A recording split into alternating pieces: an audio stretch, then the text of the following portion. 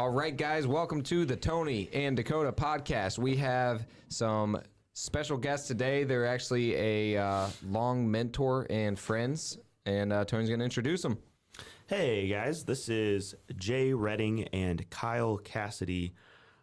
We have taken so much advice from Jay, especially. He's probably been the most influential mentor and is responsible for about 50% of everything we do, I swear. So that just means that they've had to redo it multiple times. That's pretty much it. Jay, the first thing that I knew about Jay is that he was a master at the tax sale. I knew that he had a portfolio of about 40 properties, and he was a really big deal to me when I first started going to the real estate investor meetings. Kyle Cassidy is his son-in-law. He went into business with Jay, manages their rental portfolio, and is going to start taking over the business. Also, I believe that Kyle was one of the reasons why Jay got into note investing. That's so we'll right. get to talk about that a little bit. That's right. We'll let Kyle tell that story. So, yeah, thanks for coming on, guys. Absolutely. Thanks for having us. For sure. Certainly a privilege and an honor, so thank you. Yeah. So I know it's been a long journey, but it helps people out so much when somebody's first watching something like this podcast. They're like, wow, how do I get started from nothing? Mm-hmm. So maybe take us through your journey, because I know it's evolved a lot, changed a lot, maybe exponentially and then slow at sometimes. There's been all kinds of things that have happened. How did you get started in real estate, and what does your organization look like now? Okay. Yeah, then each of you guys. Yeah. Okay. I started back in 2000. Did my first deal in 2004. Okay. I was actually working full time with a pharmaceutical company at that time, and at that particular time, I don't know. I gotta think. Went full time when I was 45. So, you guys are so far ahead. It makes me sick. All right, but it's good. But essentially, in the corporate world, had to go to handcuffs, making a good income, working 60, 70 hours a week consistently. About 8 years from being able to take early retirement. And my thought was, all right, start picking up a few of these rentals on the side. I had always had an interest in it. Took couple courses, just beginner courses, learn how to do it the right way. And my thought was, okay, when I get done with the pharmaceutical gig, when I get the early retirement, then we'll do this on the side, and I'm good. Well, things changed. Tail end of 2006, the whole pharmaceutical industry was going through a huge restructuring. A lot of downsizing took place. I missed out on like 2 or 3 of the downsizes, and I got caught in the third one. And they had multiple ones even after that. So got downsized. And for my wife and I, we basically made a decision that now's the time. So we decided we lived off, she was an elementary school teacher. We lived off of her income. That's what we did. Talk about some drastic cutbacks. Mm-hmm. We made some serious cutbacks and things were tight. But essentially focused full time then on the business, and every dime that we had profit, we turned around and put it right back into the company. That's what we did. We were doing rentals and we were doing flips, retail flips at that time. The retail flips built essentially gave us chunks of money to be able to go and buy the rentals, all right? Obviously, I wasn't quote-unquote bankable at that time because I didn't have an income, okay, at least from the bank standpoint. So we went out and got private money. That's what we did. It's the only way I could do it. So we went out and created relationships and obtained private funding to be able to do our deals. And many of those people, actually all of them but one, is still with us today. Mm-hmm. Wow. And they still fund things that we do. So be forever grateful to them. All right, having confidence in the belief in what we were doing and how we were doing it, and they made some money along the way too. So it's been good for them as well. Yep. It definitely would not have been as profitable of a business without private lending. And then we got to a point of where we had probably 20 plus rentals, something like that. Anyhow, it was getting to a point where I was going to need to have someone on. I needed help. Okay, it was getting to the point a little too much for me to handle with everything that we had going on. And at that particular time, my daughter and Kyle, they were living down in Terre Haute. My daughter was finishing up her master's degree, and basically offered them an opportunity if they wanted to come back to Fort Wayne. I offered Kyle an opportunity if he wanted to become part of the business. It was not a have to, but I was going to have to hire someone. And I said, I'd rather give you guys the first opportunity if that's something that interests you. And if it's not, it's fine. It's fine. Yeah. So that's when Kyle came on. Yeah, and like I said, I always joke at it that they only have one daughter and one child, so I was their only hope of keeping it in the family, because my wife is not at all interested in doing anything business-wise or real estate-wise. She's personal trainer, rather be a coach, that kind of stuff. So Yep. And then what is your background then? Like, how did you even think about getting into this? The good question. So I graduated from Taylor University, degree in history and business management. So nothing. I really did not know what I wanted to do out of college. My wife knew what she wanted to go down to get her master's and be a coach, and so I followed her down there. And I just made side jobs and had a full-time job as basically an HR rep, and so it got me real world experience for managing tenants, managing a business. I had accounting background, marketing background, technology-wise. So I was able to help him in areas that he really did not have at the moment. Thank goodness for the technology background. Just I'm not there. That's not my strength. So, but we work very well together in that sense, because he brings a lot from real estate side and knowledge on that. I mean, I don't think there's anyone more knowledgeable than Jay is on pretty much anything on real estate. Yeah. So, and then I help him with a lot of the back end stuff, running all the accounting, bookkeeping, all that. So. And then were you currently were you working at this time whenever Jay? No, I wasn't. Okay.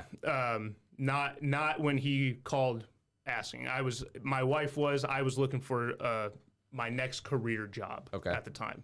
And so when he came with that, I was like, okay, this probably is a good fit. That's awesome. So. I was saying, because I just think, man, most people, whenever given an opportunity like that, you're like, man, I got to move 4 hours away and stuff. They'd be like, yeah, no, especially if you already got a job and stuff. But I guess it does make it easier if you're looking for that. So kind of seems like it aligned and it was meant to be. Meant to be at that time. Yep, definitely had the calling to come up here.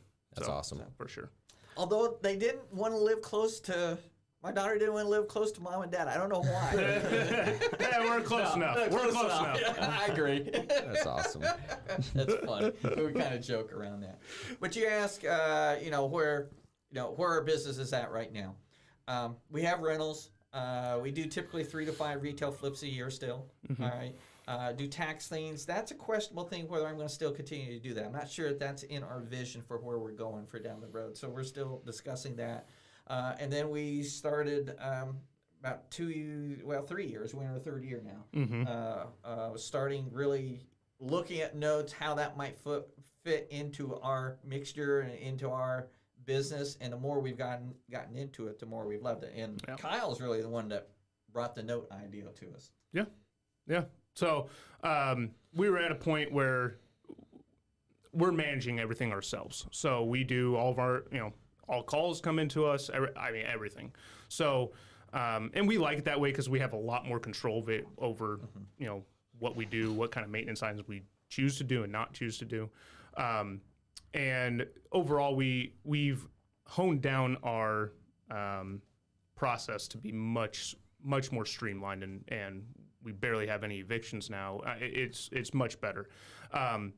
But at the same time, it's what eats up a lot of our time. I mean, 70, probably 80% of our time is dealing with the rentals, especially my time. Yeah, and so we were starting to look, okay, what does that look like moving forward? Because in 30 years, do I still want to be managing all these rental properties or even adding to rental properties or whatnot? And so we had heard about notes in the past, but never really dived into it before. We went to a conference down in Indy, and actually Jay went to the conference. I was out of town, and he came back and he's like, "Well, I signed us up for the whole thing." And I was like, "Okay, I guess that works." So it really fits with our model. We understand it. It is a different mind shift because you're not you're not dealing so much with the properties anymore. You're dealing now with the paperwork and the people in the properties.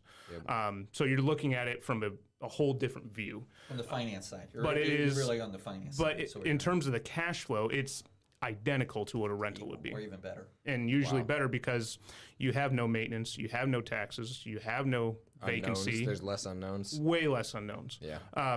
You have more risk in terms of trying to get the property back and if something were to go bad. But that's where you have the freedom to underwrite, who's in the house or only purchase notes that fit in your model, same as a rental, and you're able to do a lot more with it. Wow. So, yeah. So let's talk about real estate from the flipping and rentals side, and then we'll go into notes a little bit after that, because that's kind of where you got your start. What were some of the principles that you bought properties with? Jay's known for being a little bit more on the conservative side, and we've used some of his criteria for buying our properties, and we tend to pay less than a lot of other investors do. So what were some of the principles that you bought your properties with, and what were your thoughts as far as, you went through the 2008 crash, and so you saw some of that. So what's your thought process when you're looking at potentially buying a property? Sure. Yeah. I look back now to 2008, and I wish I would have been a whole lot more aggressive than I was, even at that time. I mean, little did we know where we would be at today versus where 2008. And I didn't have the knowledge or the experience at that time to really understand where that was.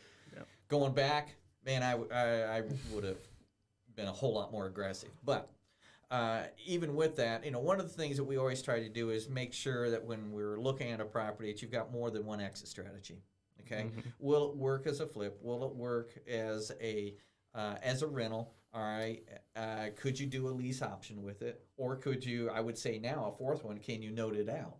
Okay. So you have to look, and does it work in all of those angles? If it works in all those exit strategies, then you've got multiple ways to dispose of that property if you need to. Yep. So many people make the mistake that they don't think that through up front, and as a result, when things do turn bad, you're not in a position where you have multiple exit strategies, okay, and where you can ride the tide depending upon what's going on in the economy at that particular time. The other thing is, you want me to get into any formulas or anything like that, or that's, it's a simple formula. Let's go over it. Okay, you guys know it. So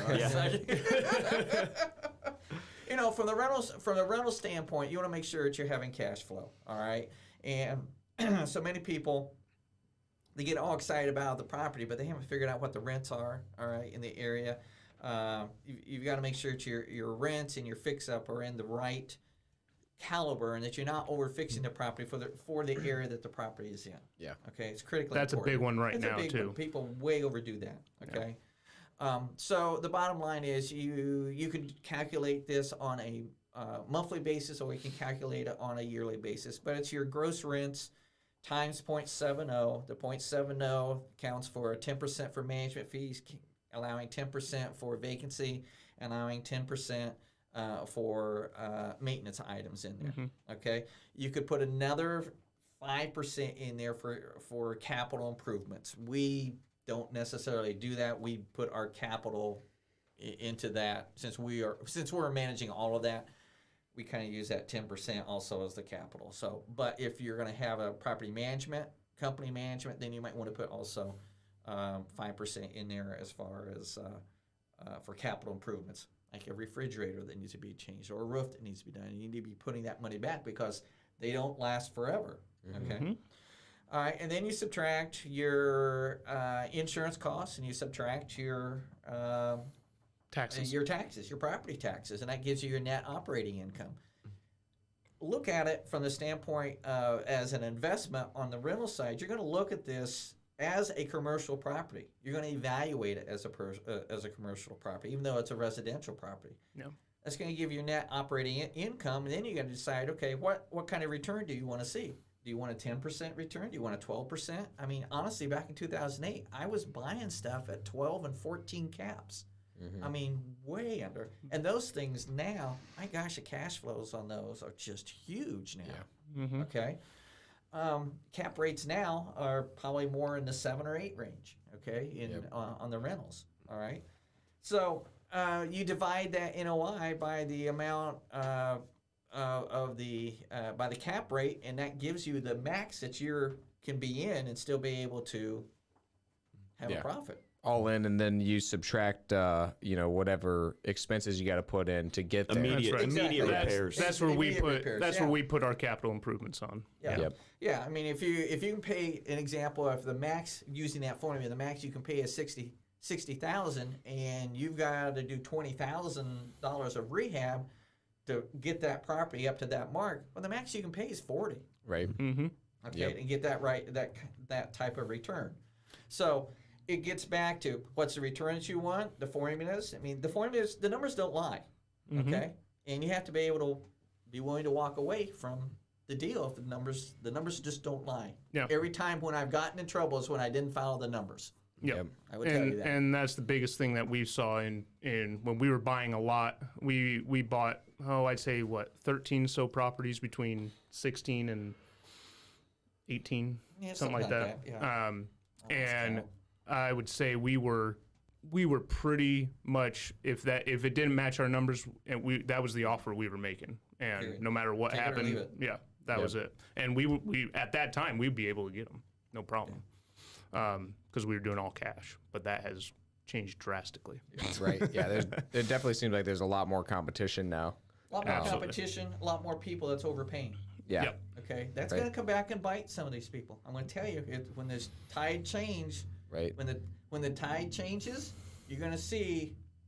Just Some like issues. just like in 08, the Yep. tide changed and people got It's nipped not going in to the be as butt. bad as 08, but it's going to No. change. There's going to be some heinies out in the wind. Yeah, it's funny because I want to tell a quick story. I remember, so we bought our first flip, and it was in 03 on, what was Glasgow. that? Glasgow, yeah. Yeah. Okay. Glasgow. So we flipped a property out there, and then immediately after, we're like, all right, we're going to buy these 3 properties. And like literally before closing, like 3 hours before, we probably should have consulted with you before that. But we decided, all right, 3 hours before closing, let's make sure that we're buying some good deals here. We go and we meet up with you. And that's when I remember actually learning that formula. And basically, I mean, back then you said it really depends on the area and the year that it's built as well. So if you're going with an older build, you times it by 0.6, sometimes 0.5 if it's like really like, old. It's a like, chopped up multifamily Yeah. or something. Yeah, I Yep. mean, your rehab is going to be horrendous on that. Yep. So yeah, and then your predicted expenses are going to be a lot higher because obviously it's an older property, more likely to go bad and stuff. So I remember we bought 3 properties. There was average of like buying them for somewhere around $18,500 to $20,000, and they're going to rent out for somewhere between like $550 and $600. You're like, yep, those seem like deals, and that's what really gave us the confidence to go and do it. So yeah, I remember that and remember learning that formula, and we've used that a lot. Obviously, honestly, we don't use it all the time as much anymore because like it's very difficult, but we still do buy some like that. Sure. And we usually start there and like try to get as close to that now. We've switched it a little bit though to where we try to go more like, okay, if we're all in for 75% of like what it's worth and we can pull all of our money out and it makes, $200 a month, it's like, you know what, let's just do it because worst case scenario, honestly, here lately, it seems like maintenance is just like, bam, there goes your cash flow for the year. Absolutely. But we're looking at it like, okay, at least we got the depreciation, we got the asset, we're building equity, this is for long term, and we just decided to give it all to property management. So now we don't deal with the headaches, and we're just going to make all of our money flipping and actually be able to write it off. So that's basically like, okay, if we can be all in, the bank's funding the whole thing, and we're not losing money, then let's just do it. I guess a little bit riskier strategy that we've taken on some properties too is just like, okay, there's one right down the street that sold as is, piece of junk. We would never buy it at these numbers, but let's just buy it and throw it on the market because we both have our real estate licenses. Yep. So it's like if we know that we just saw one of these investors that you're talking about that's going to have their hiney in the wind, later on. We'll just buy it, throw it on the market, and make a quick 20 grand with never with the intention to keep it. Exactly. And that's perfectly fine too. And in this market, the way it's been, you can get away with that. Yeah. Okay, there's no question. All right, because there are people that watch the HGTV program and they think it's, it's as simple as what they try to make it on there, and you're going to make huge profits. And you guys have certainly learned it's not as simple as what they say. And the numbers that they tell you on that show are not what the real numbers are. Right. Yeah. That's just true. aren't. Well, that's what we're trying to break and like actually show people the real numbers. Like, hey, here's the legit numbers on everything that we can think of, and we're probably missing some stuff. I'm just like breaking down everything that I can think of. I'm like, we might be forgetting some other stuff too, but that was basically the gist of it because there's definitely a lot of overhead. But I think the main thing that people don't talk about is like the fear that you feel whenever you're doing stuff like that. But did you ever feel any fear whenever you guys were doing this, or did you guys run so many numbers that you had no fear at all? I wouldn't say no fear. There's always a little bit of doubt of like, okay, was this the right purchase? But we have that on one that we're in the process of selling right now. I wouldn't call it fear because we ran our numbers and we knew we were safe, but our margins were tighter. Mm-hmm. And so we were like, okay, well, we got to wait and see if this appraisal comes back the way we expected it to. And, like I said, we ran all our numbers the right way. It's just, as with all flips, there's little things that come up and you're like, well, guess we got to put that in and fix this. And but I would never say knocking on our wood, we've never lost money on a deal. Any deal that we've done. So so far.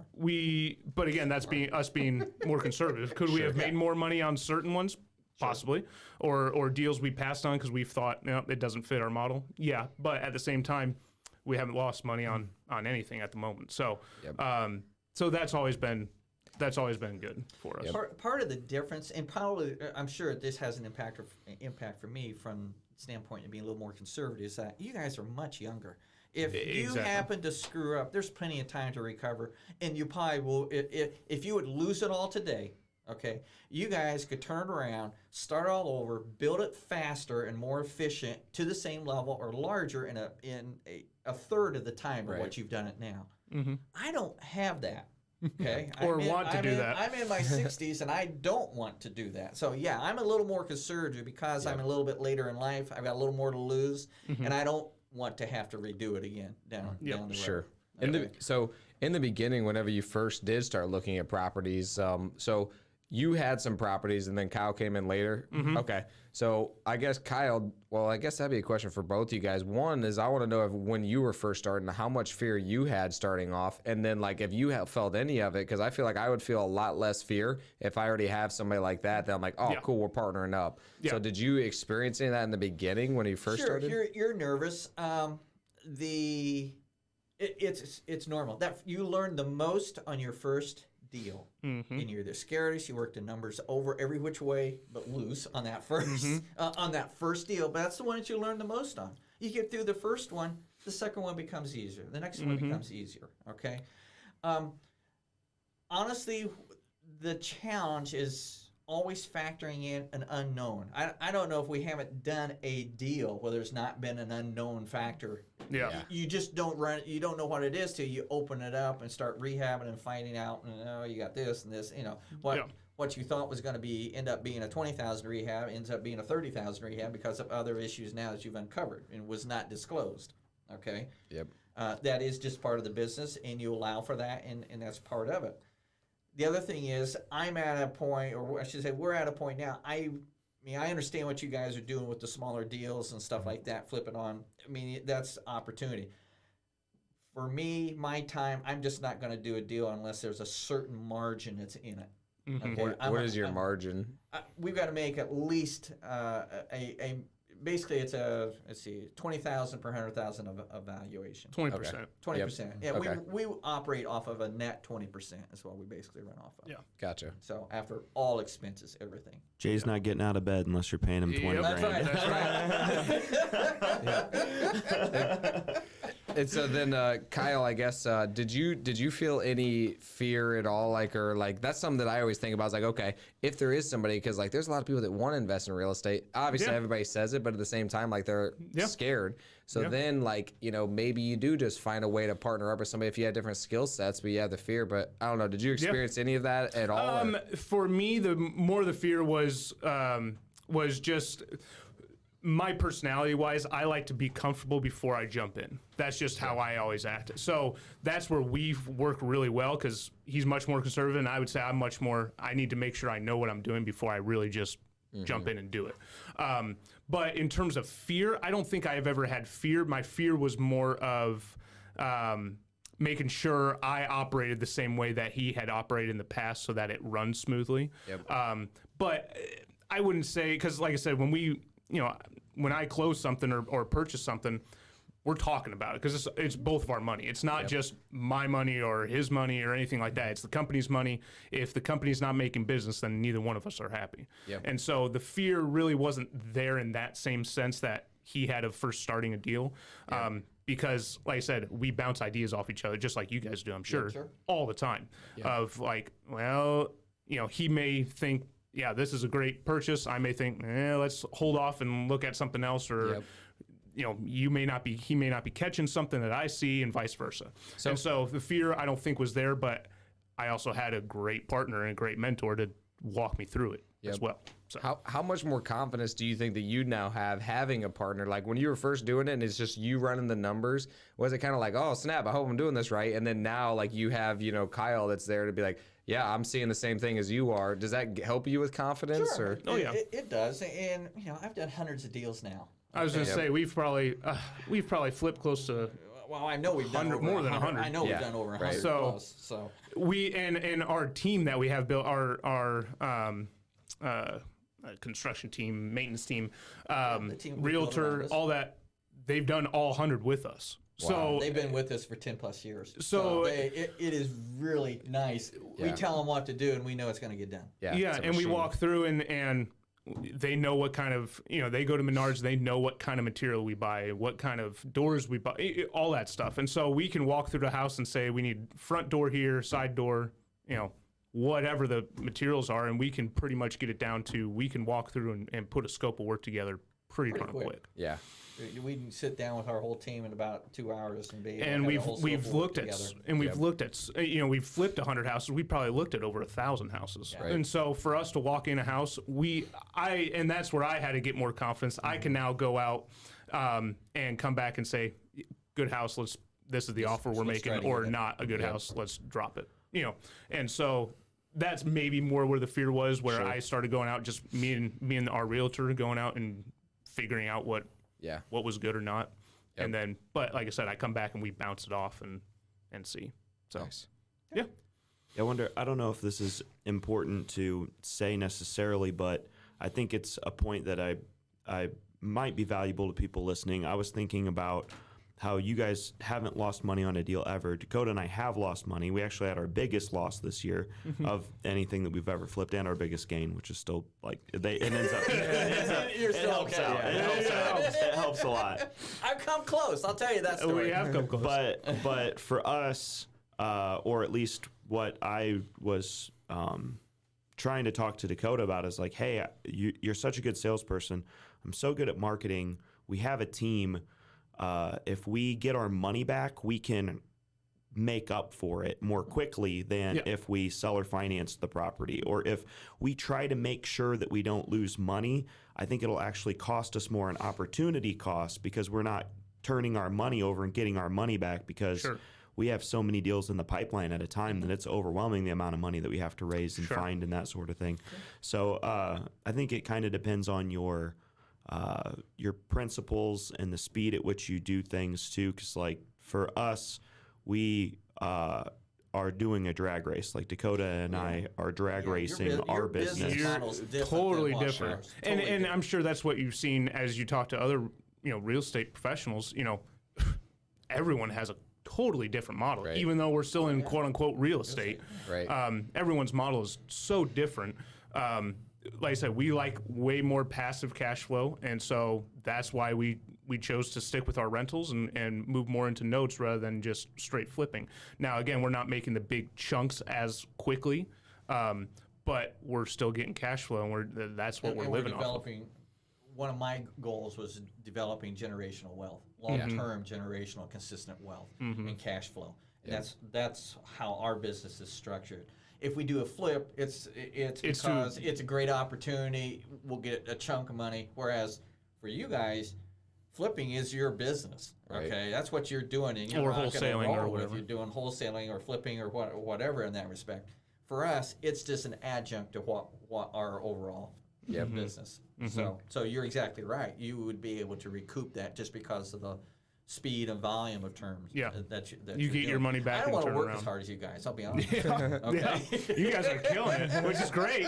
You're making more money than we are probably, but it's a lot of work, I'm sure. Well, we're trying to stop working so much too. That's why we got different people we're putting in place. That way they can try to work and like we can help them grow and like develop skills too. So it's that's what we're trying to work on is more like, the business model that our coach Ryan Pineda did. And he basically has a flipping business he automated. But one thing that he said, and a lot of people thought we were crazy, there's a guy that called Jordan Wildman and was like, dude, those LTD boys? What the heck are they doing selling that property, losing money? That's the dumbest thing I've ever heard. Like, because there is always ways you can do it. You guys showed us one of them. And we did consider that. But then, like Tony said, it was an opportunity cost. So do you guys see opportunity cost as a loss? Because I know you've talked about, you've looked at a lot of properties that other people have made money on. Do you guys, obviously it's not a monetary loss that you saw physically come out of your pocket, but do you see it as a loss at all? Or do you see it as that didn't fit my formula, move on? Well, like being too, do you see it as being too proud too? Because like that one deal you said you actually went out to the property, did some of the work yourself. Do you see it as like a badge of honor where you're like, I haven't lost any money on a single deal? No, this was not the case. This is called saving your butt. Okay, it's not. It gets back. What I'll essentially say is it gets back to the vision of what you're wanting to accomplish. Okay, an opportunity cost. We pass on deals all the time because it doesn't fit our model of what we want. Yep. Okay. And you have to be willing to do that. I mean, you could be chasing, and this is what so many real estate investors do. You're chasing every shiny object that's out there. Okay. Oh, well, I can make money on this. I can make money on this. Yeah, you can. Does that fit what you want for down the road? You got to determine where are you going. Yeah. Okay. Otherwise, you're going 100 miles an hour and all kinds of different things, and you're doing none of them that well. Yeah, I like what you said there actually too, because that's something that we basically consider is like, does this make money? The answer is probably yes. Yeah. But the question is, does it cost you money by doing something else? So which one's actually making you more? And which is more important to you. Exactly. Or which one do you actually want to do more? That's exactly. When you're making money, if you see something, you're like, oh, this is going to make money, it's going to take away from something else you're already doing.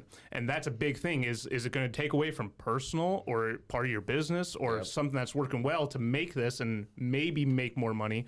But at the same time, you have to sacrifice something for that, right? If it's something new. Yeah, the rentals is one business model. The flips is another business model. Tax liens is another wholesaling. Yeah, that's all by itself. Those are businesses in and of themselves, and they require all kinds of separate systems and processes. All right, and each one of them, there's not enough hours in a day you can do them all. Yep. Right. Okay, and do them well. Right. Do them well. So you have to pick and choose what do you want to become. Okay. Yep.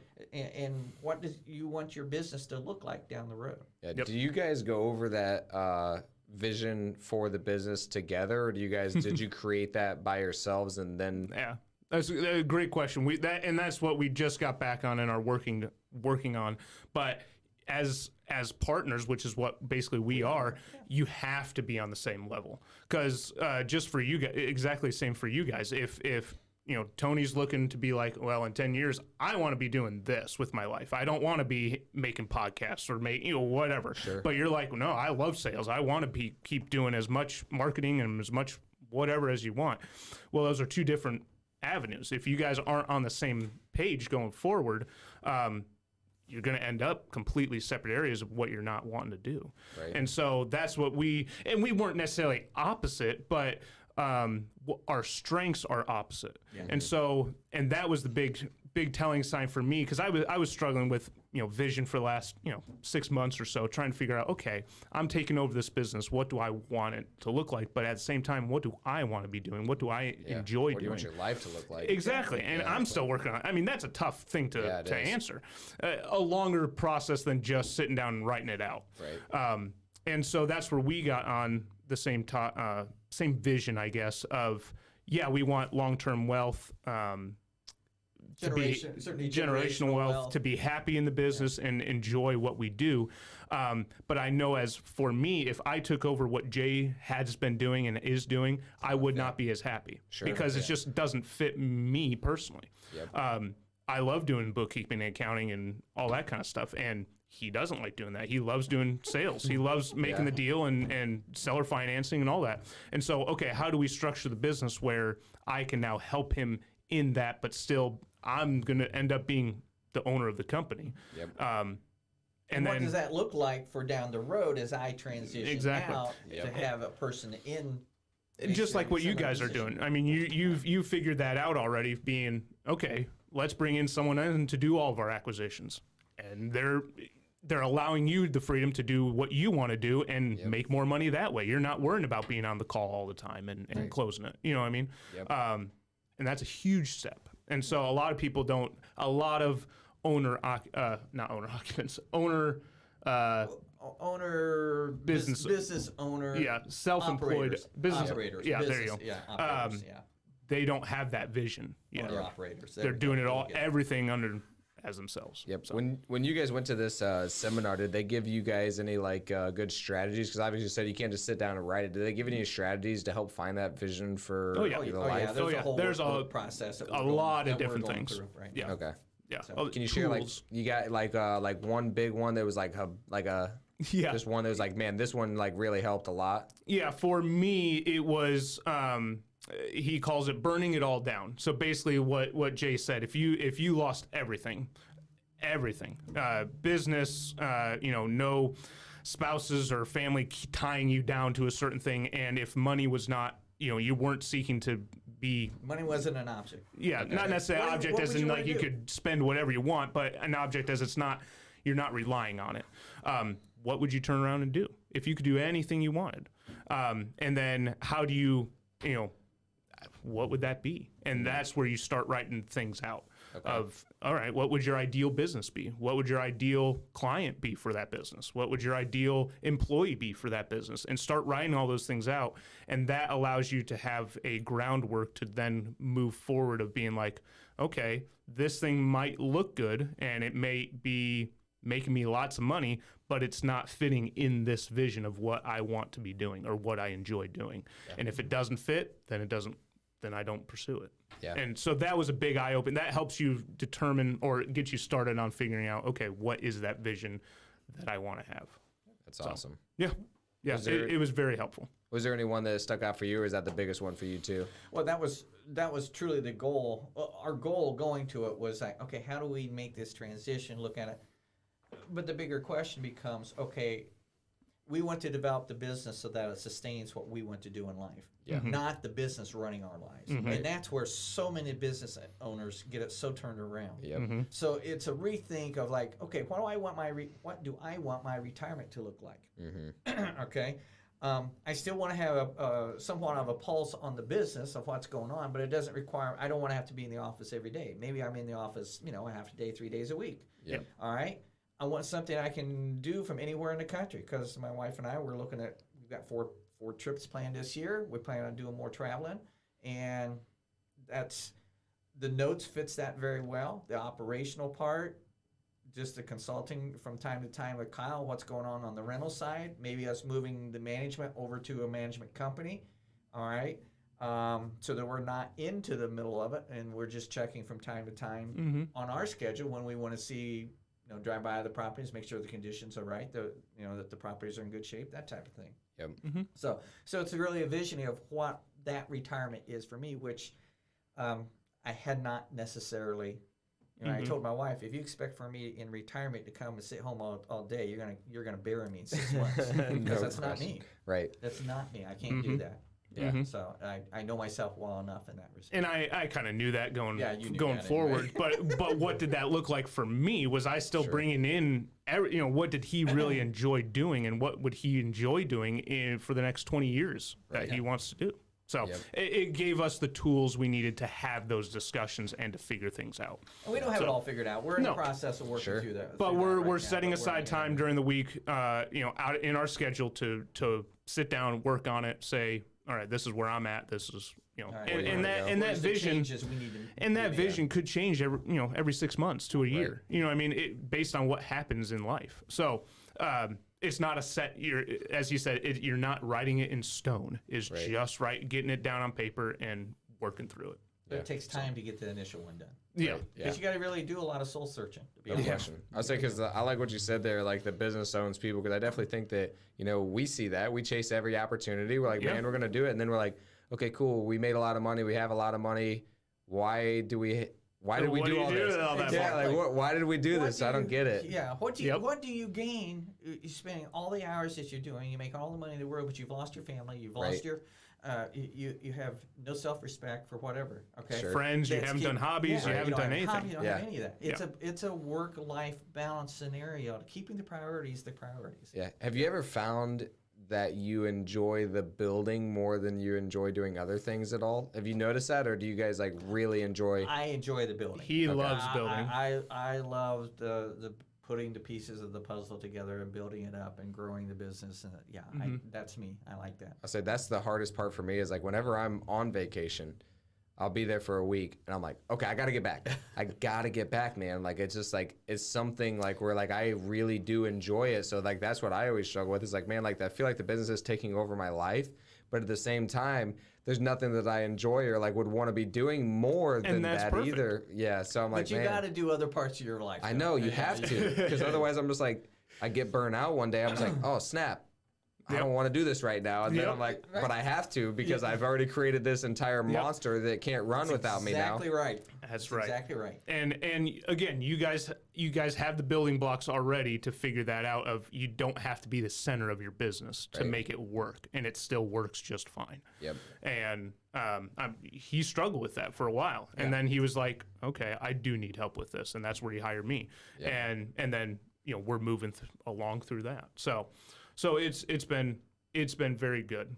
Very good. You want to build the business so it's not reliant upon you. You want to work yourself out of the business. Right. And the other big thing, real quick, the other big thing that we took from it is, I guess it would be considered boundaries of setting aside. Okay, don't let other people dictate when you do your work. So his example was he had a lady that was doing coaching. Well, she would only do the coaching at night because that's when people were off of work. And she's like, I hate doing coaching at night. I hate at 7 o'clock being on it and ready. She's like, I'm a morning person. I'm ready to go during the day, but then at night I want to just relax and wind. But everyone does coaching at night because that's when people are off work. And he's like, why do you have to do it that way? Why do you have to go by what people say is the industry standard? And she's like, well, it's what people do. It's what everyone does. And he said, if you are giving something of importance or quality, value, they're going to come no matter what. And she said, okay. So she moved it to during lunchtime or around noon, and she didn't lose a single client. Everyone still was on board, and she has her nights free now. And so it's just that mindset of being like, just because other people are doing it doesn't mean that's the way it has to be done. Set what you want. We all have blinders or filters in which we absorb things through, and it's getting rid of those and being able to open up to other things. Yep. So, Jay, you believe in giving back, paying it forward, that sort of thing. Why? Why create competition? Why help other people? Why help other people out? Well, you guys wouldn't be here if I didn't do that, would you? There's no question.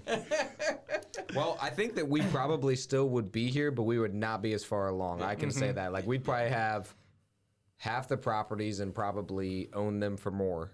And we've watched you guys grow tremendously. I mean, I remember sitting down and you showing us your St. Mary's property, and we're like, yeah, it can work. Here's a lease that we use, and stuff like that. And you guys have grown exponentially to be much more of understanding of what the market is. So, But you know what? This is a huge compliment to you guys.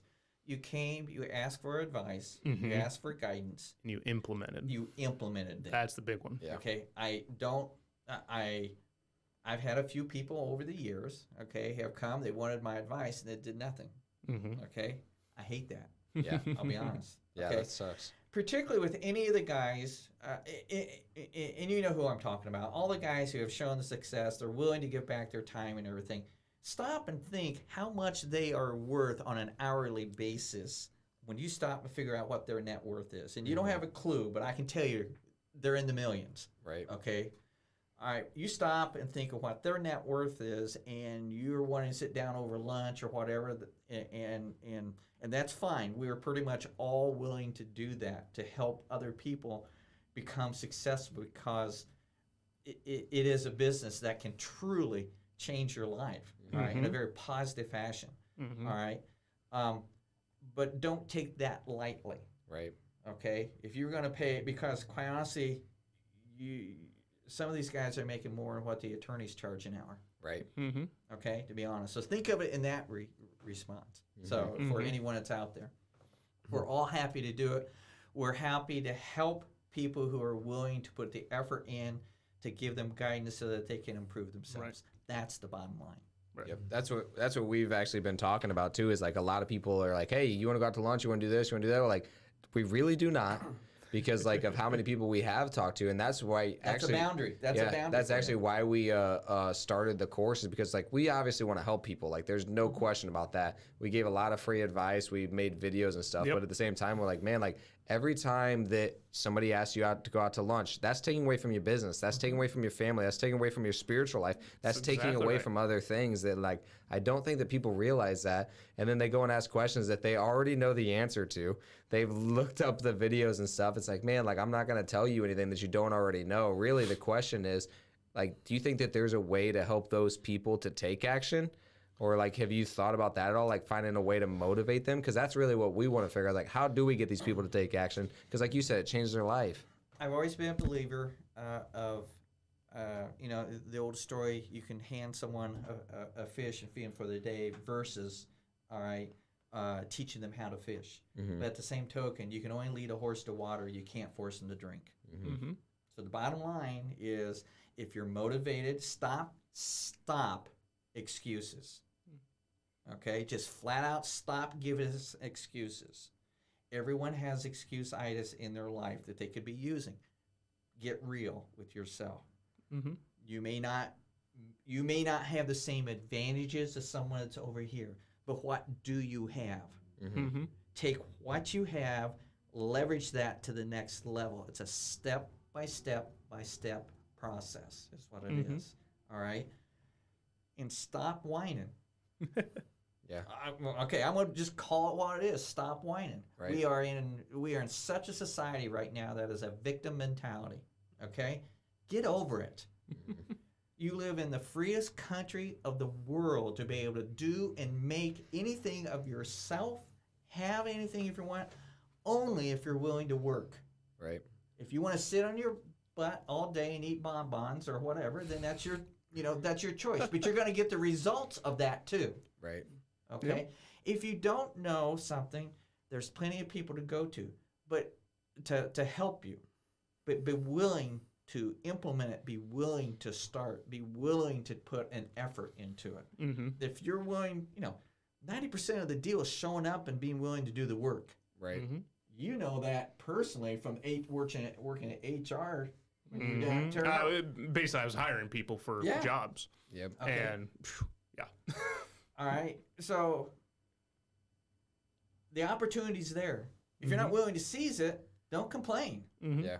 Okay. I'm old enough. I can just be blunt. So I'm sorry. That's No, I like two things you said there. One is more about just making excuses, because obviously everybody's got an excuse, especially right now. Oh, housing is the highest it's ever been. There's all these excuses, but realistically, I like how Rich Dad Poor Dad kind of put it, is like the question is not like, don't tell yourself all the reasons why you can't do it. Ask yourself, how can I do it? That's the Exactly. only question you need to ask yourself, because now your brain is actually working to figure it out instead of saying like, I can't do it because of this. That's basically you shutting off your brain trying to work. Another thing that I like what you said is just taking everything step by step, because that's the most important thing. Is like that's honestly mostly in my opinion, from sales as well. Because in sales, like all you're trying to do is get them to the next step. You don't need to sell them whatever you're trying to sell them right away. You need to get them to the next step. Same thing whenever somebody calls in.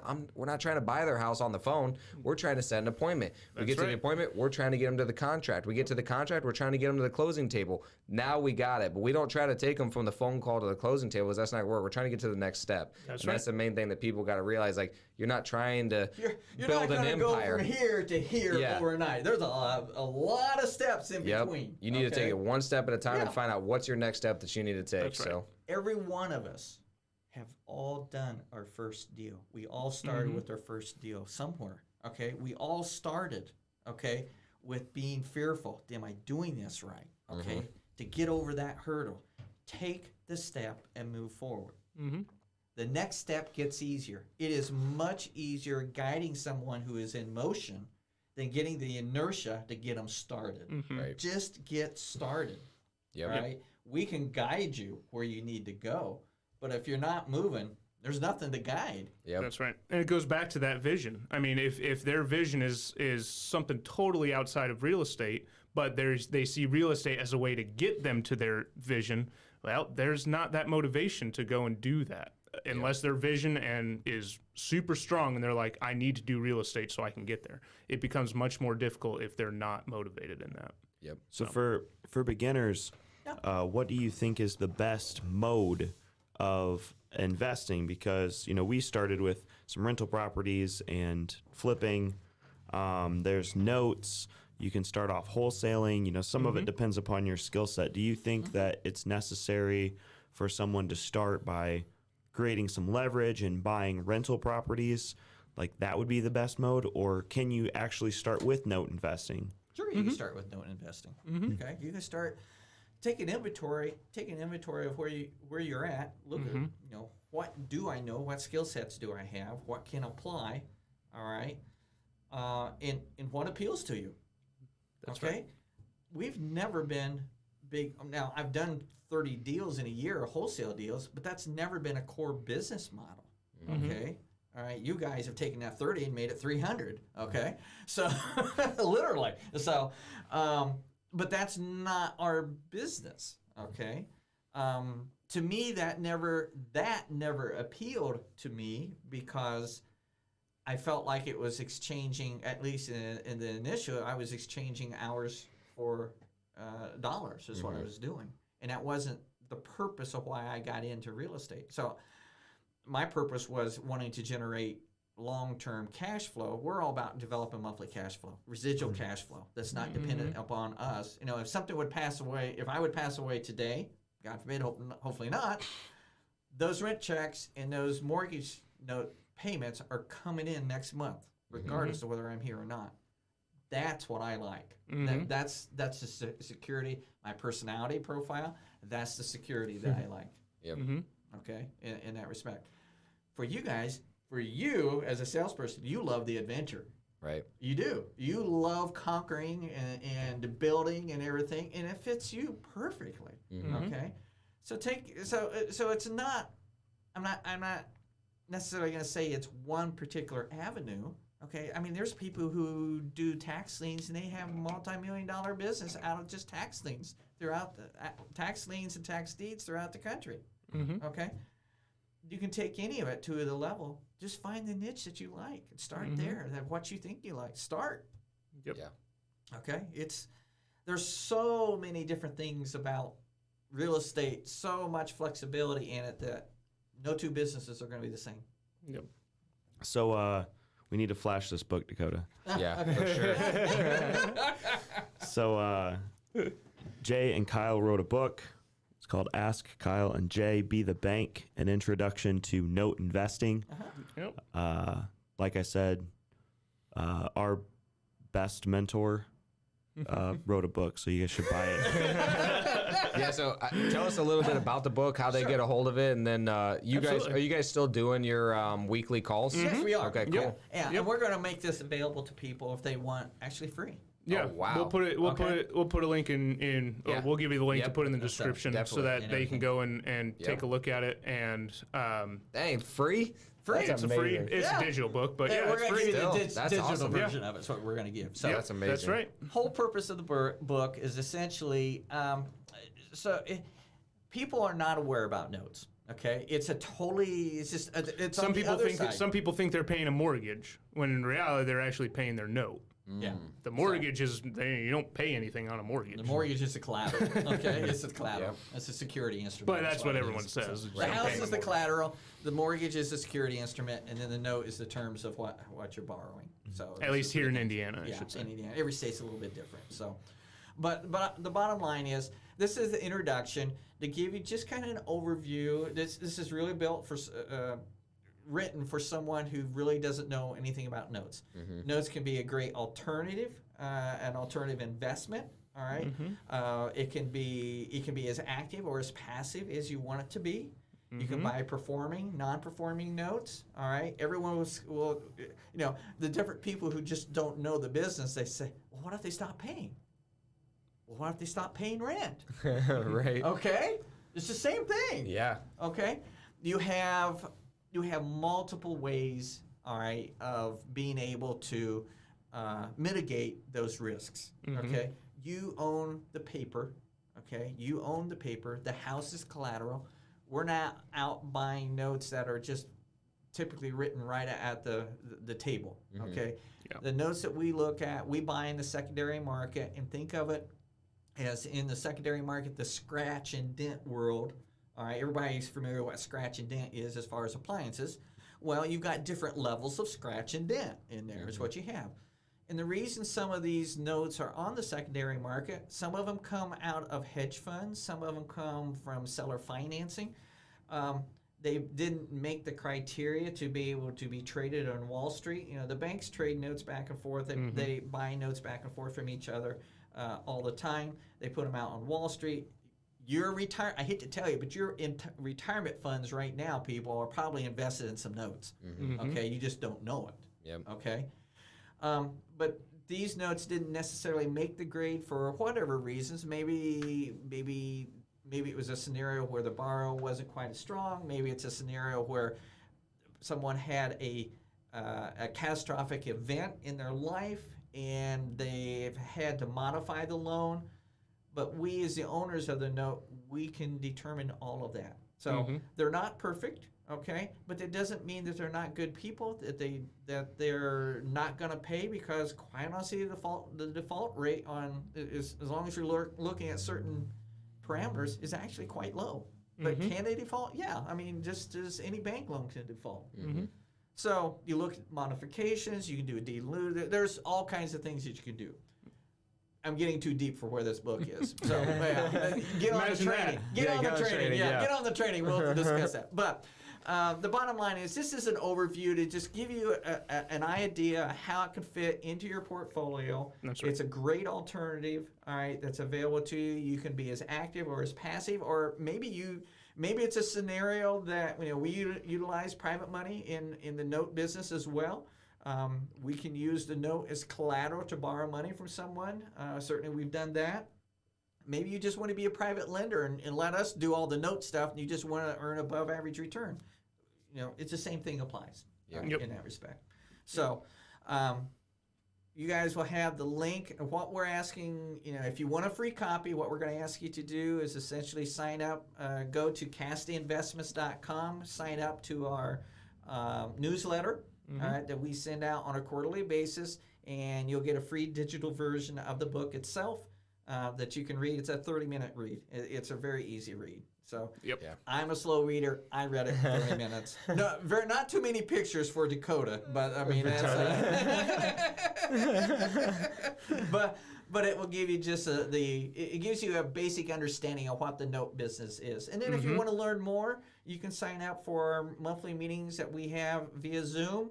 It doesn't cost you anything. We also have some training modules already on our website at CassidyInvestments.com. That's right. That's awesome. Yeah. We have Anything to add? Huh? Anything to add? No. Imagine that. Jay's very thorough on what he talks about. We've got just a couple ending questions we ask everybody. This is one of my favorite ones. We're going to have to modify the number of years that you're still going to be alive. Hey, For Jay, I still plan on 30 years. that's what I gave you. That's what right, I'm good. He gave you 30 years at least. I said 30. I gave you 30. I I'm gave you only 30. gonna be 92 at that time. I can still do a deal. Since Tony wrote it down, that means that's what you got to go So through. Jay's got 30 years. Maybe Kyle's got 50, 60 years yet. So you're on your deathbed, and you have one last message. It's a mantra, a saying, a paragraph, whatever it is that's your message to the world. It could be on a billboard. It's something that the world's going to know you for. It's your legacy, the final thing that people look back and they go, oh yeah, this is the lesson that I got from this person. So whoever wants to start. Holy moly. That's a deep question. Deep. Oh, wow. Whoever wants to go first. Okay, my thing is, I guess, keep the main thing the main thing. For me, that's God, number one. Family's number two. Business, number three. Mm-hmm. That's very similar to what I was going to say. Was keep your purpose in focus. So basically, make sure your purpose is set in stone, and follow that to a T. And as long as you do that, God will walk you through all of it. So, for sure. Love it. Yep. All right. So, You had a second one?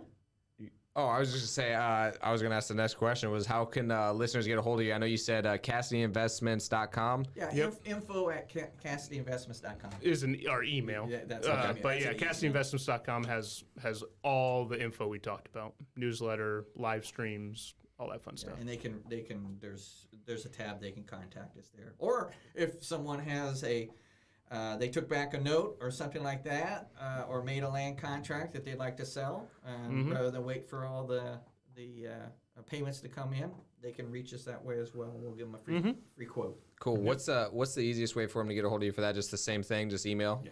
Okay. Yeah, email. And then we also have our main company, which is JMJ Real Estate Services.com. Either one. That's the real estate side. Cassidy Investments is the note side. Yep. Cool. So Any final thoughts you want to share with our viewers? no, we appreciate you guys having us Yeah, for sure. so we certainly do that. I would say find a niche that you have an interest in, take action. And what you enjoy And doing. what you enjoy. Make sure as you go through life, you're not just doing it to make money. That Yeah. you're enjoying. There's what more, you're doing. so much more. I would tell you one thing that I have learned as you've gotten to the point where, and you guys need to figure this out too. Also, what is your freedom number? Mm-hmm. What's your freedom number? Mhm. It gives you the freedom. Once you get to the point where you got all of your expenses taken care of, all right, and you have now the flexibility, and you've got the income, you've built the business, you've got the income coming in, all right. What do you want to do? Yeah. What do you want to do? What impact? That frees you. That's why I call it the freedom money, the freedom number. It is the freedom number from which now, what do you feel that you were designed or the purpose for in this life, and gives you the ability to go and pursue that. Mm-hmm. That is so liberating. It's so. There's like, okay, this, all right, but you have to narrow it down because all of a sudden, we tend not to think about that because we're so much grinding to make a living. Mm-hmm. When you build a business and you get that cash flow, the passive cash flow coming through that takes care of all of your financial needs, it doesn't have to be $3, $4, $500,000 a year or anything like that. Meets your financial needs. Okay, what do you want to do? Yeah. Mm-hmm. We found. What's your purpose? So the funny thing is, I feel like we found the number and we did the math a long time ago, and that's how we came up with 80 rentals. But haven't found out what we want to do afterwards. But we kind of got an idea now, which we talked about earlier. Yep. Obviously, we want to go into education and teaching and stuff, but that's still like the next step just to find out. But yeah, I think we found the number. We didn't find out what we actually want to do though. Yep. I would tell you, part of my, you should talk about my give back. Part of my give back is I enjoy the teaching and helping people grow. Mm-hmm. Yeah. That is part of my purpose. That's part of me. Yep.